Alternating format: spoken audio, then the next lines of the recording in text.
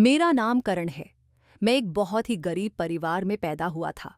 15 साल की उम्र में मैं अपने गांव को छोड़कर इस शहर में नौकरी ढूंढने के लिए आया ताकि हमारे घर के हालात बेहतर हो सकें।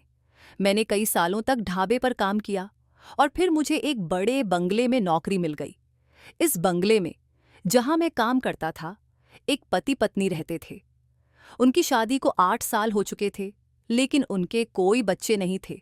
मुझे इस बंगले में मेरे ढाबे के मालिक ने नौकरी दिलाई थी, क्योंकि उन्होंने अपना ढाबा बंद कर दिया था और मुझे कहीं और काम मिलना मुश्किल हो रहा था। इस नए घर के मालिक भी बहुत अच्छे थे, बल्कि मुझे पहले मालिक से भी ज्यादा पैसे देते थे। मैं अब पहले से ज्यादा पैसे अपने घर भेजने लगा था। मालिक का व्यवहार मेरे साथ बहुत अच्छा था और मालकिन भी ठीक ठाक थीं। मैं इस घर में एकमात्र नौकर था और सारे काम करता था, क्योंकि मालिक और मालकिन को भरोसेमंद नौकर की जरूरत थी। एक रात जब मैं मालकिन के कमरे में किसी काम के लिए गया, तो अचानक मुझे धक्का लगा और मैं मालकिन पर गिर गया। मालकिन हड़बड़ाकर उठी और मैंने वहां से भागने की कोशिश की, लेकिन दरवाजा बंद हो चुका था। मालिक और मालकिन के कमरे की सफाई करते समय मैंने उनकी शादी की फोटो देखी। मालकिन बहुत खूबसूरत थी। मैं जवान हो चुका था और शादी के अरमान मेरे दिल में जाग रहे थे, लेकिन मेरी शादी इतनी जल्दी नहीं हो सकती थी, क्योंकि मेरे हालात अभी तक बेहतर नहीं हुए थे। मालकिन को देखकर मेरे दिल में ख्याल आया कि काश मेरी पत्नी भी मालकिन जितनी ही खूबसूरत हो। मेरे पिता लाचार आदमी थे, इसलिए घर का खर्च चलाने के लिए मुझे गांव से नौकरी करने के लिए आना पड़ा। मैं अपने माता पिता का इकलौता बेटा था और मुझे उनका ख्याल था। इस घर में काम करने के लिए मुझे डबल सैलरी दी जा रही थी, जिससे मेरे माता पिता बहुत खुश थे। मेरे पिता ने कहा कि अगर यह नौकरी मुझे पहले मिल जाती तो हमारा कितना फायदा होता। मालिक और मालकिन के घर में काम करते हुए मुझे किसी तरह की कोई परेशानी नहीं थी। मुझे रहने के लिए एक छोटा सा क्वार्टर दिया गया था। आज मैंने सारा दिन बंगले में बिताया। मालिक और मालकिन का व्यवहार मेरे साथ अच्छा था। मालिक घर से ही काम करते थे। मालकिन की तस्वीरें घर में कई जगह लगी हुई थीं। जब जब मैंने उनकी तस्वीरें देखीं, मालिक मुझे अजीब नजरों से देखते थे। एक दिन जब मैं किचन में खाना बना रहा था, मालकिन वहां आईं और मुझसे पानी मांगा। उन्होंने मुझे राजू कहकर बुलाया, जो मेरा नाम नहीं था। मैंने उन्हें बताया कि मेरा नाम करण है। मालकिन ने शर्मिंदा होकर मुझसे माफी मांगी और कहा कि उन्होंने मुझे पुराने नौकर समझ लिया था। तभी मालिक किचन के दरवाजे पर आ गए और मैंने उनसे पूछा कि क्या उन्हें कुछ चाहिए। मालिक ने गुस्से में कहा, यह तुम्हारा घर नहीं है, मेरा घर है, इसलिए मुझसे पूछकर फैसले मत लो। मैं बहुत शर्मिंदा हो गया। मालकिन ने मालिक को समझाने की कोशिश की कि मेरा मतलब कुछ और था, लेकिन मालिक ने मुझसे कहा कि रात को जल्दी मत सोना, उन्हें मुझसे एक काम है। मैं जल्दी जल्दी खाना बनाने में लग गया, लेकिन मेरा दिमाग इसी बात पर अटका रहा कि पिछले नौकर के साथ क्या हुआ था, जो वह काम छोड़कर चला गया था। मैं काफी देर तक इन्हीं सब बातों को सोचता रहा। खाना बन गया था तो मैंने मालकिन को बताया और फिर उन लोगों के लिए टेबल पर खाना लगा दिया। उन्होंने खाना खा लिया। फिर मैंने किचन में बैठकर खाना खा लिया। खाना खाने के बाद मेरी माँ का फोन आ गया और मैं उनसे बातें करने में व्यस्त हो गया। मैं अपनी माँ को अपने हाल चाल बता रहा था और यह भी कि मैंने आज दिन भर क्या क्या किया। फोन पर बात करते हुए मुझे किसी की नज़रों का एहसास हुआ। मैंने मुड़कर दरवाजे की तरफ देखा तो हक्का बक्का रह गया, क्योंकि दरवाजे पर मालिक खड़े थे और वे मुझे ऐसी नज़रों से देख रहे थे जैसे मैंने उनका बड़ा नुकसान कर दिया हो। मैं डरकर फौरन कॉल काट दी और दरवाजे पर मालिक के पास चला गया। मैंने कहा, जी मालिक, क्या काम है। उन्होंने अचानक मेरा गिरेबान पकड़ लिया और कहने लगे, तुम्हें कहा था ना कि खाना खाने के बाद मेरे कमरे में आ जाना, भूल गए क्या। यह सुनकर मैं चौंक गया। मुझे याद आया कि सच में यह मेरी गलती थी। शुरू के दिनों में मालिक का व्यवहार मेरे साथ बहुत अच्छा रहता था। जब मैं यहाँ नया नया था तो मालिक का व्यवहार मेरे साथ बहुत अच्छा किस तरह के था। अब जब से मुझे यहाँ पर काम करते हुए 1 हफ्ता होने वाला था और मेरी नौकरी 24 घंटे की पक्की हो गई थी, तब से ही मालिक का व्यवहार मेरे साथ बहुत खराब होने लगा था और वे मुझसे अजीब गुस्से में बातें करने लगे थे। मैंने मालिक से कहा, मालिक मुझे माफ़ कर दीजिए, मुझसे गलती हो गई। मैंने उनके सामने हाथ जोड़े तो उन्हें मुझ पर तरस आ गया। वे कहने लगे, चलो फौरन मेरे साथ मेरे कमरे में आओ। उन्होंने मेरा गिरेबान छोड़ दिया और अपने कमरे में चले गए। मैंने जल्दी से अपनी शर्ट ठीक की, क्योंकि मालिक ने जब मेरा गिरेबान पकड़ा तो मेरी शर्ट ऊपर हो गई थी। मैं मालिक के कमरे में गया तो मालकिन उस समय कमरे में नहीं थी। मालकिन बाहर गार्डन में अपनी फ्रेंड के साथ फ़ोन पर बात कर रही थी। मैं जैसे ही मालिक के कमरे में गया, मालिक ने मेरे हाथ में बहुत महंगे कपड़े दिए और कहा, जल्दी से ये कपड़े पहन लो। मालिक की बात सुनकर मेरे होश उड़ गए थे। भला मालिक मुझे इतने महंगे कपड़े पहनने के लिए क्यों कह रहे थे? कपड़ों को देखकर साफ जाहिर हो रहा था कि वे बहुत महंगे हैं। मुझे लगा कि शायद ये कपड़े धोने के लिए हैं, लेकिन उनकी हालत बता रही थी कि इन्हें एक बार भी नहीं पहना गया था। मैंने पूछा, मालिक क्या मतलब? मालिक ने हाथ की तरफ इशारा किया और कहा, जल्दी से अपने कपड़े बदलो। यह सुनकर मैं घबरा गया था। मैंने फिर से कहा, लेकिन क्यों मालिक? मैं इतने महंगे कपड़े नहीं पहन सकता। मालिक ने अपने हाथ आगे बढ़ाए और मेरी शर्ट के बटन खोलने लगे और कहने लगे, क्योंकि आज तुम्हारी सुहाग रात है, तुम्हें दूल्हा बनकर अपनी दुल्हन के कमरे में जाना है। यह सुनकर मैं हक्का बक्का रह गया था। क्या सच में मालिक का दिमाग खराब हो गया था? भला मालिक ऐसी बातें कर रहे थे? वे मेरी शादी किसी लड़की से करवा रहे थे, और किससे? मुझे बिना बताए। मुझे कुछ भी समझ नहीं आ रहा था। मैंने मालिक से पूछा, मालिक क्या आप होश में हैं? मैं मालकिन का पति कैसे हो सकता हूँ? अगर मालकिन को यह सब कुछ पता चल गया तो वे मुझे धक्के देकर कमरे से निकाल देंगी। मालकिन मुझे गलत समझेंगी। अगर मालकिन ने मुझे इल्ज़ाम लगाकर सबके सामने बदनाम कर दिया तो मैं किसी को मुंह दिखाने लायक नहीं रहूंगा। मेरे बूढ़े माता पिता हैं, जिनका इस दुनिया में मेरे अलावा कोई नहीं। अगर उन्हें यह बात पता चल गई तो वे जीते जी मर जाएंगे। मालिक ने कहा, तुम अपनी मालकिन के पति हो और तुम्हें तैयार होकर उनके कमरे में जाना है। मालिक की बातें सुनकर मैं हैरान रह गया और मेरा मन किया कि मैं अभी यहां से भाग जाऊं, मगर मैं कहाँ जाता? इस तरह नौकरी छोड़कर मैं यहां से नहीं भाग सकता था और उस समय अपने घर भी नहीं जा सकता था, क्योंकि मेरा घर यहां से बहुत दूर था। अगर मैं यहां से भागकर चला भी जाता तो मेरे बूढ़े माता पिता सोचते कि मैं अचानक नौकरी छोड़कर घर क्यों चला गया हूं। वे मुझे देखकर परेशान हो जाते। अपने माता पिता को परेशान करने से बेहतर था कि मैं खुद ही इस समस्या को संभाल लूं। इसलिए मैंने मजबूरी में मालिक के कपड़े पहन लिए। मालिक ने फिर अपने हाथों से मेरे बालों का हेयर स्टाइल बनाया और मुझ पर नया परफ्यूम भी छिड़क दिया, जिसकी खुशबू सारे कमरे में फैल चुकी थी। उन्होंने मुझे अपने सबसे महंगे जूते भी पहनने के लिए दिए। मैं इतना ज्यादा स्मार्ट लग रहा था कि खुद को पहचान नहीं पाया। मैं सोचने लगा कि जब मेरी शादी होगी और मैं दूल्हा बनूंगा तो इसी तरह खूबसूरत दिखूंगा। लेकिन मेरी दुल्हन, दूल्हे की बात पर अचानक से मेरे दिमाग में मालकिन का ख्याल आ गया और मैं परेशान होकर सोच में पड़ गया, क्योंकि मुझे इस हालत में तैयार होकर मालकिन के कमरे में जाना था। मालिक मुझ पर दबाव बना रहे थे। अगर मैं ऐसा नहीं करता तो मालिक मुझे नौकरी से निकाल देते, और उस समय मेरे लिए नौकरी छोड़ना बहुत बड़ी मुसीबत थी। इस मुसीबत से निकलने का रास्ता सोच सोच कर मैं थक चुका था। मालकिन मुझे देखते ही पसंद जरूर आई थी, लेकिन मेरे दिमाग में उनके लिए कभी कुछ गलत नहीं था।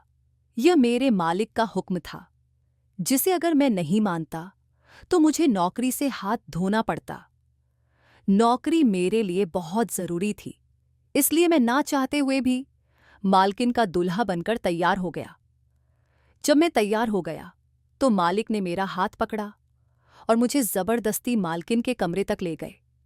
मुझे कुछ भी समझ नहीं आ रहा था कि मालिक क्या क्या करना चाहते हैं। मैं अगर उनसे कोई सवाल करता तो वे मुझे घूर कर देखते और चुप रहने को कहते थे। मालिक मुझे मालकिन के कमरे तक ले गए। मालकिन अपनी फ्रेंड से काफी देर तक गार्डन में बात करने के बाद अपने दूसरे कमरे में जाकर सोने के लिए लेट चुकी थी। मालिक ने कहा, यह तुम्हारी दुल्हन का कमरा है, जाओ और उसे नींद से जगा दो और सारी रात अपनी पत्नी के साथ रहो। यह सुनकर मैंने कहा, मालिक आप होश में तो हैं? आप कैसी बातें कर रहे हैं? मैं मालकिन का पति कैसे हो सकता हूं? अगर मालकिन को यह सब पता चल गया तो वे मुझे धक्के देकर कमरे से निकाल देंगी। मैं उनकी नज़रों में गिर जाऊंगा। मालकिन मुझे गलत समझेंगी। अगर मालकिन ने मुझे इल्ज़ाम लगाकर बदनाम कर दिया तो मैं किसी को मुंह दिखाने लायक नहीं रहूंगा। मेरे बूढ़े माता पिता हैं जिनका इस दुनिया में मेरे अलावा कोई नहीं। अगर उन्हें यह बात पता चल गई तो वे जीते जी मर जाएंगे। मैंने अपने मालिक के पैर पकड़ लिए और गिड़गिड़ाकर कहने लगा, मालिक मुझे छोड़ दो, मुझसे यह पाप मत करवाओ। मालकिन बहुत अच्छी औरत है, मैं उनकी नज़रों में गलत नहीं बनना चाहता। मैं अपने मालिक के आगे बहुत गिड़गिड़ाया, लेकिन उन्हें मेरी किसी भी बात का यकीन नहीं हो रहा था।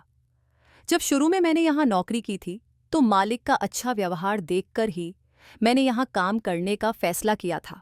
शायद उन्हें कोई नौकर नहीं मिल रहा था, इसलिए उन्होंने मेरे साथ अच्छा व्यवहार रखा था। मुझे नहीं पता था कि वे इतने घटिया इंसान हैं। अगर मुझे ऐसा पता होता तो मैं कभी भी यहाँ काम नहीं करता। आज मुझे इस घर में काम करने पर अफसोस हो रहा था। मालिक ने मुझे ज़मीन से उठाया और मेरे आंसू साफ करके कहने लगा, देखो तुमने अपना सारा होलिया खराब कर लिया है। तुम्हारी मालकिन को बदसूरत लड़के बिल्कुल भी पसंद नहीं और इस वक्त वो तुम बहुत ज़्यादा हैंडसम लग रहे हो। चलो शाबाश। यह कहकर उन्होंने अपने हाथों से मेरे कपड़े ठीक किए और मुझे अंदर जाने का इशारा किया। मैं महाराज की तरफ देख रहा था। मुझे समझ नहीं आ रहा था कि इस आदमी को क्या हो गया। यह मुझे अपनी पत्नी के पास खुद अपनी मर्जी से रात गुजारने के लिए भेज रहा है। ऐसा इंसान तो मैंने अपनी जिंदगी में कहीं नहीं देखा था। याद नहीं आता कि कोई अपने नौकर को भी इस तरह से अपनी पत्नी के कमरे में भेज सकता है। मैं यही सब कुछ खड़ा हुआ सोच रहा था कि मालिक ने कहा, जाओ जल्दी अंदर जाओ, तुम्हारी पत्नी तुम्हारा इंतजार कर रही है। अगर तुमने मेरी पत्नी के साथ सारी रात गुजार ली तो मैं तुम्हें सुबह इनाम दूंगा। मालिक को अच्छी तरह से पता था कि मैं गरीब नौकर हूं। शायद वह मुझे पैसे का लालच दे रहा था कि मैं लालच में आकर उनकी पत्नी का पति बनने के लिए तैयार हो जाऊं। लेकिन मुझे पैसों का लालच बिल्कुल भी नहीं था। इसलिए मैंने मालिक से कहा, मुझे पैसों का लालच मत दीजिए। मुझे एक औरत की इज्जत बहुत प्यारी है। जैसा आप मुझे समझ रहे हो, मैं वैसा बिल्कुल भी नहीं हूं। मैं औरतों की बहुत इज्जत करता हूं। कभी मैंने औरतों को आंख उठाकर देखा तक नहीं। यह सुनकर मालिक को गुस्सा आ गया और उन्होंने मेरे कान में कहा, तो फिर तुम तैयार हो जाओ, क्योंकि आज और इसी वक्त मैं तुम्हें यहाँ से धक्के मारकर निकालने वाला हूँ। और अगर यहाँ से नहीं निकलना चाहते हो तो फिर तुम्हें कमरे में जाना होगा। ये कहते ही मालिक ने कमरे का दरवाज़ा खोला और मुझे अंदर धक्का दे दिया। मैं सीधा बेड पर मालकिन के ऊपर जाकर गिरा, जो बेड पर करवट लेकर सो रही थी। मालिक ने मुझे इतनी जोर से धक्का दिया था कि मैं संभल भी नहीं पाया था, क्योंकि मालिक जिम किया करते थे और बहुत ताकतवर थे। मैं केवल 25 साल का लड़का था। जब तक मैं समझा तब तक बहुत देर हो चुकी थी। मैं दौड़कर दरवाजे की तरफ गया तो मालिक बाहर से ताला बंद कर चुके थे। यह देखकर मैं परेशान हो गया और मैंने कमरे का दरवाज़ा जोर जोर से बजाना शुरू कर दिया। मैंने चिल्लाकर कहा, मालिक दरवाज़ा खोलो, लेकिन दरवाज़ा नहीं खुला। मैं हैरान और परेशान होकर मालकिन की तरफ देख रहा था। उन्होंने मेरी तरफ देखा तो वह भी हक्का बक्का रह गईं। वह कहने लगीं, तुम मेरे कमरे में इस वक्त क्या कर रहे हो और तुमने कैसे कपड़े पहने हुए हैं? तुम क्या कहीं जा रहे हो या कहीं से आए हो? यह कहते हुए मालकिन अपने बिस्तर से उठकर खड़ी हो गईं और मेरी तरफ बढ़ने लगीं। आज की रात मुझे अपनी मालकिन के साथ ही गुजारनी थी। यह सोचकर ही मेरा पूरा शरीर कांप रहा था और मैंने मालकिन से कहा, प्लीज़ मालकिन, मुझे माफ़ कर देना, मुझे गलत मत समझना। यह कहकर मैं दरवाजे से लगकर खड़ा हो गया था और मेरी नज़रें झुकी हुई थी। मुझे बहुत डर लग रहा था। रात के समय पर मैं एक औरत के कमरे में बंद था। मालकिन मेरे ऊपर किसी भी तरह का इल्ज़ाम लगा सकती थी। चाहे मैं जितना भी नेक और शरीफ क्यों ना हो, लेकिन औरत को उसके ऊपर इल्ज़ाम लगाते हुए देर नहीं लगती और लोग भी इल्ज़ाम को सच मान लेते। यही सब कुछ सोचते हुए मेरा पूरा शरीर कांपने लगा था और मैंने फिर से दरवाजे को भी बजाना शुरू कर दिया। मालिक प्लीज़ दरवाज़ा खोल दो, मुझे यहाँ से बाहर निकाल दो। मैं ज़ोर ज़ोर से दरवाज़ा पीटने लगा ताकि मालिक का जुनून खत्म हो जाए और वह दरवाज़ा खोल दें। मगर मालिक ने दरवाज़ा नहीं खोला।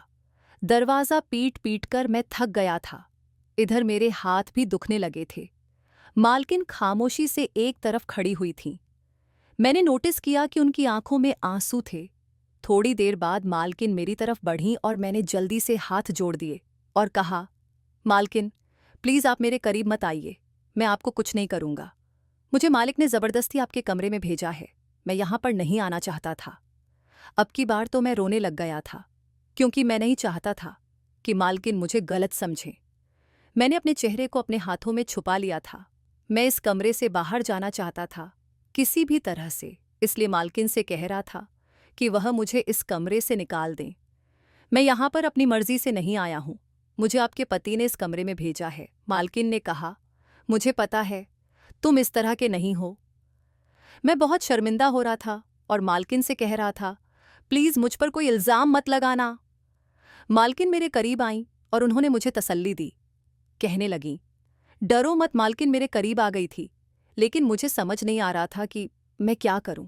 मुझे डर था कि कहीं मालकिन भी मालिक की तरह मुझे फंसाने की कोशिश न करे। मालकिन मुझे छूने की कोशिश कर रही थी। मैंने जल्दी से मालकिन को रोक दिया और उनसे कहा, मालकिन प्लीज़ आप मुझे गलत मत समझना। यह सुनकर मालकिन ने अपना हाथ रोक लिया। उन्होंने मुझसे कहा, मैं बस तुम्हें तसल्ली देने के लिए तुम्हारे करीब आना चाह रही थी। मैं जानती हूं तुम्हारे मालिक सुबह को ही यह दरवाज़ा खोलेंगे। तुम्हें बहुत से काम करने होंगे और अपनी हालत ठीक करनी होगी। मालकिन की बातें सुनकर मैंने अपने चेहरे को जल्दी से साफ किया, मगर मैंने उनकी बातों की परवाह नहीं की। मैंने मालकिन से कहा, आप मेरी हालत की परवाह मत करें, आप बस मालिक से एक बार कह दें कि वह दरवाज़ा खोल दें। मैं अपना सामान पैक करके यहाँ से चला जाऊँगा और कल से नौकरी पर भी नहीं आऊँगा। मैं गरीब इंसान हूँ, मैं किसी मुसीबत में नहीं फंसना चाहता। मैं नहीं चाहता कि मेरे माता पिता को मेरी शर्मिंदगी उठानी पड़े। यह सुनकर मालकिन ने कहा, लेकिन वह सुबह होने से पहले दरवाज़ा नहीं खोलेंगे। मैं अपने पति को अच्छी तरह से जानती हूँ। यह कहकर मालकिन अपने सोफे की तरफ बढ़ी। मैं डर गया और उनसे कहने लगा, आप ऐसे क्यों कह रही हैं मालकिन? नए कपड़े पहनकर मैं आपके लिए नहीं आया हूँ। ये तो मालिक ने मेरे साथ ज़बरदस्ती की है। मुझे ज़बरदस्ती ये कपड़े पहना दिए। ये कहकर मेरे चेहरे पर पसीना आने लगा था। मालकिन ने मेरी तरफ देखा और कहा, मैं जानती हूँ, मगर तुम सारी रात इस तरह से बैठे बैठे थक जाओगे। तुम बेड पर सो जाओ, मैं सोफे पर सो जाऊंगी। मालकिन ने मुझे बेबसी से देखा तो मैं उनसे कहने लगा, आप किस तरह की बातें कर रही हैं मालकिन? आप बेड पर सोइए, मैं ज़मीन पर सो जाऊंगा। मालकिन ने कहा, नहीं तुम बेड पर सो जाओ। मालकिन सोफे पर लेट चुकी थीं और उन्होंने खोने के लिए अपनी आंखें बंद कर ली थीं। लेकिन वह ऐसा क्यों कर रही थीं? मेरी तो कुछ भी समझ में नहीं आ रहा था। शायद उन्होंने जानबूझकर अपनी आंखें बंद कर ली थीं। मालकिन सो चुकी थीं, लेकिन मैं अभी तक जमीन पर ही बैठा हुआ सब कुछ सोच रहा था। मुझे मालकिन ने कोई बात नहीं बताई थी। मैं सोच रहा था कि अगर किसी औरत के कमरे में कोई मर्द अचानक से घुस आए तो वह घबरा जाती है, लेकिन मालकिन के चेहरे पर मुझे किसी तरह की कोई भी घबराहट नजर नहीं आ रही थी। बस एक अफसोस था जो कि वह मुझे नजर आ रहा था। रात इसी तरह से सोचते हुए और जमीन पर बैठे हुए गुजर गई। पूरी रात मेरी जागते जागते ही गुजर गई। सुबह हुई तो मैं कुछ सोच रहा था, मगर जैसे ही मुझे दरवाज़ा खुलने की आवाज़ आई, मैंने फौरन दरवाजे की तरफ देखा और मैं दरवाजे की तरफ चलता हुआ गया। मगर इससे पहले कि मैं दरवाजे तक पहुंच पाता, मालिक अंदर आ गए थे और मेरी तरफ देखने लगे। मैं कांपने लगा था। मालिक ने मुझे ध्यान से देखा और फिर सोई हुई मालकिन के पास जाकर उन्हें नींद से जगा दिया। उन्होंने कहा, सोनिया, काफ़ी देर हो गई है, ये नौकर तुम्हारे कमरे में क्या करे? ये आग कोकरिया कर रहा है। ये सुनकर मालकिन जाग गई। तभी मालिक ने मालकिन का हाथ पकड़ा और उन्हें किनारे ले जाकर ना जाने क्या बातें करने लगे। वे मेरे बारे में ही कुछ कह रहे थे, जिससे मालकिन का चेहरा फीका पड़ गया। ये देखकर मैं चौंक गया।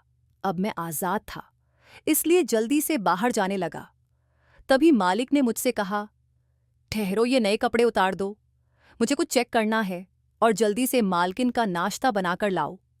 यह सुनकर मैं तुरंत कपड़े बदलने के लिए चला गया। कपड़े बदलने के बाद मैंने जल्दी से नाश्ता बनाया और अपने कमरे में जाकर लेट गया। फिर मैंने फैसला कर लिया कि अब मैं यहाँ से चला जाऊंगा। मैं सारी रात मालकिन के कमरे में रहकर बहुत थक चुका था। जल्दी से किचन में जाकर नाश्ता तैयार किया और अपने कमरे में आकर लेट गया। मुझे लगा कि अब मेरी शामत आने वाली है, लेकिन मालिक ने कुछ नहीं कहा। मैंने सोच लिया कि आज शाम तक मैं गांव के लिए रवाना हो जाऊंगा। टेबल पर नाश्ता लगा रहा था और मालिक मुझे बड़ी गौर से देख रहे थे। फिर मैं किचन में खामोश खड़ा रहा और मालिक से बात करने का मौका ढूंढ रहा था। मौका मिलते ही मैंने मालिक से कहा, मालिक, मैं आज शाम तक यहां से जा रहा हूं। यह सुनकर मालिक हैरान रह गए और बोले, तुम्हें याद है जब तुम पहले दिन हमारे यहाँ नौकरी पर आए थे, तब मैंने तुम्हें खुशी खुशी Rs30,000 दिए थे। तुमने वह पैसे अपने माता पिता के पास भेज दिए। अगर तुम चाहो तो अभी मुझे Rs30,000 वापस कर दो और तुम अभी इसी वक्त यहाँ से चले जाओ। यह सुनकर मैं हैरान रह गया कि मालिक मुझे ब्लैकमेल कर रहे थे। मालिक ने कहा, आज रात फिर से तुम्हें मालकिन के कमरे में जाना है। मैंने कहा, आप ये मुझसे क्यों करवा रहे हो? मालिक बोले, ये काम तुम्हें करना ही होगा। यह सुनकर मैं फिर से हक्का बक्का रह गया। मुझे लगा था कि मालिक का जुनून खत्म हो चुका है, लेकिन वह आज रात भी वही सब करने वाले थे। मैं चुपचाप उनकी बातें सुनता रहा और हाथ जोड़कर कहा, मालिक, मुझे माफ कर दीजिए, मैं मालकिन के साथ कुछ नहीं करना चाहता। मालिक ने कहा, जैसा मैं कहता हूं वैसा ही करो, नहीं तो पैसे का इंतजाम करके यहां से जा सकते हो। रात हो चुकी थी और मालिक ने फिर से मुझे नए कपड़े पहनने के लिए दिए और कहा, ये कपड़े तुम्हारी मालकिन को बहुत पसंद हैं। आज की रात वह तुम्हें इन कपड़ों में देखेगी तो उसके होश उड़ जाएंगे और तुम अपने काम में कामयाब हो जाओगे। मैंने कुछ नहीं कहा और चुपचाप कपड़े बदलने चला गया। कपड़े बदलने के बाद जब मैं बाहर आया तो मालिक खुश हो गए और उन्होंने फिर से अपना परफ्यूम मेरे ऊपर छिड़क दिया और कहा, कमरे में जाओ। मैं आज फिर से मालकिन के कमरे में चला गया। आज मालकिन जाग रही थीं। अनजाने क्यों आज मेरे अंदर हिम्मत नहीं थी। मैं चुपचाप बैठ गया और सिर झुका लिया। मुझे याद था कि जब मैं कमरे में आ रहा था तब मालिक ने धीरे से मेरे कान में कहा था, कल तुम होश में थे, लेकिन आज तुम अपने होश में नहीं रहोगे। जो परफ्यूम मैंने तुम पर लगाया है वह बहुत तेज है और तुम्हें नशा चढ़ गया है। कमरे में आकर बैठ गया और मालकिन मुझे घूर रही थी। मैं शर्मिंदा हो रहा था। मेरे कानों में मालिक की बातें गूंज रही थीं। मालकिन मुझे घूरते हुए सोफे पर सो गईं और मैं भी न जाने कब नींद में चला गया। सुबह जब मेरी आंख खुली तो मैंने देखा कि मालकिन अभी भी सोफे पर सो रही हैं और मैं खुद को बेड पर पाकर घबरा गया। उठते ही मैंने दरवाज़ा खोलने की कोशिश की, लेकिन दरवाज़ा बंद था। मैंने जोर जोर से दरवाज़ा पीटना शुरू कर दिया। मालकिन दरवाजे की आवाज़ से उठ गईं और मालिक ने दरवाज़ा खोल दिया। मैं जल्दी से बाहर निकल गया और मालिक मुझ पर हंसने लगे। मैंने उनकी हंसी की परवाह नहीं की। मैं बाथरूम में गया और अपने कपड़े बदल लिए। फिर किचन में जाकर नाश्ता बनाने लगा। मैंने सोच लिया था कि आज मैं मालकिन से बात करूंगा और उनसे कहूंगा कि मुझे यह नौकरी नहीं करनी है। तभी मालकिन के कमरे से जोर जोर से चिल्लाने की आवाज़ें आने लगीं। मैंने देखा कि मालकिन मालिक से लड़ रही थीं। मालकिन कह रही थीं, तुमने हर नौकर के साथ ऐसा ही किया, वे तुम्हारे इस बर्ताव से डर कर भाग जाते हैं। मालकिन ने मालिक को पानी दिया और जबरदस्ती दवाई खिला दी। मालिक को चक्कर आने लगे और मालकिन ने उन्हें बेड पर लिटा दिया। मालिक सो चुके थे। यह देखकर मैं मालकिन के कमरे में चला गया। मालकिन मुझे देखते ही बोली, कर्ण, मैं तुम्हारा ही इंतजार कर रही थी। मैं तुमसे एक बात करना चाहती हूँ। पहले हमारे लिए चाय बनाकर लाओ। मैंने बिना सवाल किए चाय बनाकर लाकर रख दी। मालकिन ने कहा, बैठ जाओ। मैं बैठ गया। उन्होंने कहा, चाय पियो। मैंने सिर झुकाकर चाय पी। फिर मालकिन ने मुझे अपनी कहानी सुनानी शुरू की।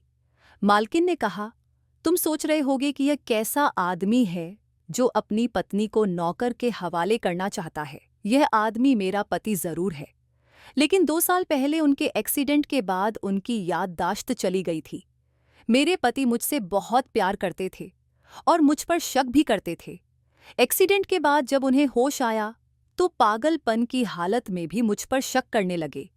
धीरे धीरे इलाज से उनके दिमाग का पागलपन थोड़ा ठीक हुआ, लेकिन शक करने की आदत बरकरार रही। उन्हें लगता है कि मैं हर मर्द के साथ रह सकती हूँ, इसलिए वे हर नौकर को मेरे कमरे में भेजकर यह साबित करना चाहते हैं कि मैं किसी और के साथ भी रह सकती हूँ। यह सब उनके बीमारी का हिस्सा है।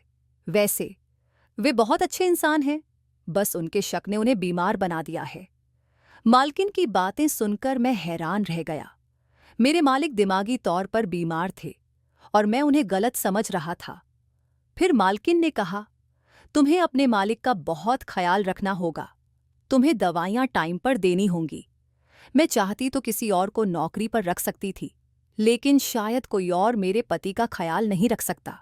आज तक मैंने किसी को सच्चाई नहीं बताई, क्योंकि कोई भी नौकर मेरी बात सुनने से पहले ही यहाँ से भाग जाता था। वे सभी मेरा फायदा उठाने की कोशिश करते थे और मैं उन्हें मारपीट कर भगा देती थी। अगर उस रात तुम भी मेरे साथ कुछ करने की कोशिश करते तो मैं तुम्हें भी मारती और तुम भी अगले दिन नौकरी छोड़कर चले जाते। कोई मर्द ऐसा नहीं होता जो औरत का फायदा न उठाए, मगर तुम बिल्कुल ऐसे नहीं हो। मालकिन ने बताया, तुम्हारे मालिक का 10 महीने तक लगातार इलाज करवाना पड़ेगा। उसके बाद वे बिल्कुल ठीक हो जाएंगे। मुझे भी पैसों की जरूरत थी, इसलिए मैंने इनकार नहीं किया और मालिक को ठीक करने का फैसला किया। मालिक के कहने के मुताबिक मैं हर रात मालकिन के कमरे में चला जाता था और इसी तरह से मैंने मालिक को अपनी बातों में लेकर उन्हें दवाइयाँ भी खिलानी शुरू कर दी, क्योंकि मालिक दवाइयाँ नहीं खाना चाहते थे। धीरे धीरे मालिक का इलाज भी पूरा हो गया और वे ठीक हो गए। जिस रात मालिक मुझे मालकिन के कमरे में भेजते, मैं चला जाता था और जब नहीं भेजते तो नहीं जाता था। धीरे धीरे मेरे मालिक बिल्कुल सामान्य हो गए। कभी कभी इंसान के दिमाग में जो बातें होती हैं, वे दिमागी संतुलन खोने के बाद भी रहती हैं। मेरे मालिक के साथ भी ऐसा ही हुआ था। वे मालकिन को बहुत प्यार करते थे और चाहते थे कि उनकी पत्नी किसी और को न देखे। एक्सीडेंट के बाद जब उन्होंने मालकिन को अपने दोस्त के साथ देखा तो उनके दिमाग में वही शक आ गया और उन्होंने मालकिन को गलत साबित करने का ठान लिया। मालिक की तबीयत अब दिन ब दिन ठीक होने लगी और मालकिन मेरी शुक्रगुजार थीं। अब मुझे इस बंगले में नौकरी करते हुए काफी साल हो गए हैं। मालिक बिल्कुल ठीक हो गए हैं और मालिक और मालकिन मुझ पर बहुत भरोसा करते हैं। उन्होंने मेरे परिवार की भी बहुत मदद की है। अब मेरी शादी भी हो चुकी है और मालिक और मालकिन ने मेरी शादी एक गरीब लड़की से करवाई थी। हम दोनों पति पत्नी मिलकर मालिक और मालकिन के बंगले में काम करते हैं। मैं अपनी जिंदगी में अब काफी खुश हूँ और मालिक का बहुत ख्याल रखता हूँ। शायद मेरी नीयत की वजह से ही सब कुछ ठीक हो सका और मालकिन के साथ भी कुछ गलत नहीं हुआ। दोस्तों, उम्मीद है कि आपको हमारी कहानी पसंद आई होगी। अगर कहानी पसंद आई है तो वीडियो को लाइक करें, चैनल सब्सक्राइब करें और नोटिफिकेशन बेल को जरूर दबाएं ताकि अगली अपडेट सबसे पहले आपको मिले।